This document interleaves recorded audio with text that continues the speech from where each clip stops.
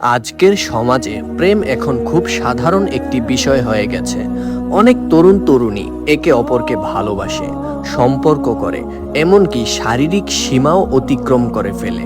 তারপর তারা ভাবে, আমরা তো পরে বিয়ে করে নেব, তাহলে আল্লাহ কি আমাদের সবকিছু মাফ করে দেবেন?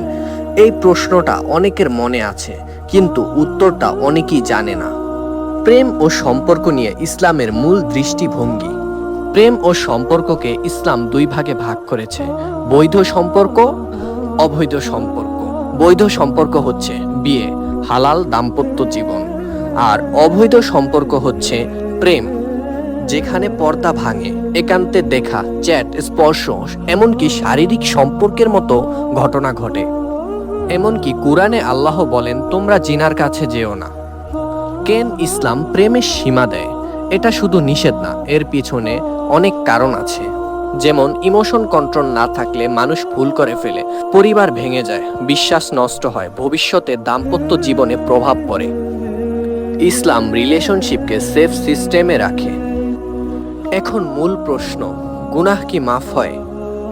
প্রথম কথা, ইসলামে আল্লাহর রহমত অসীম।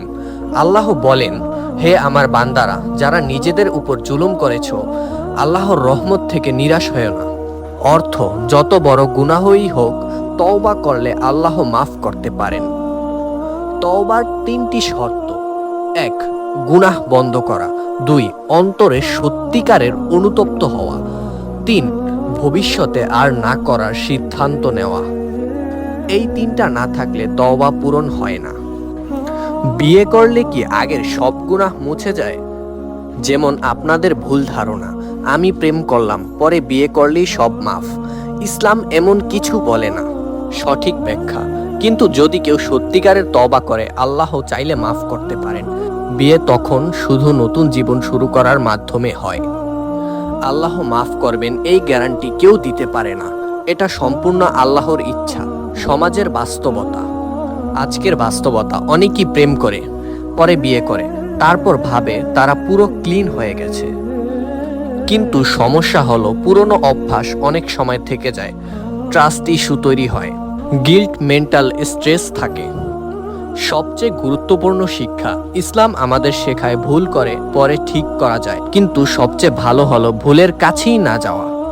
আল্লাহ দয়ালু, কিন্তু গুনাহকে হালকা করা যাবে না। নিজের ভবিষ্যৎ নিরাপদ রাখা সবচেয়ে জরুরি।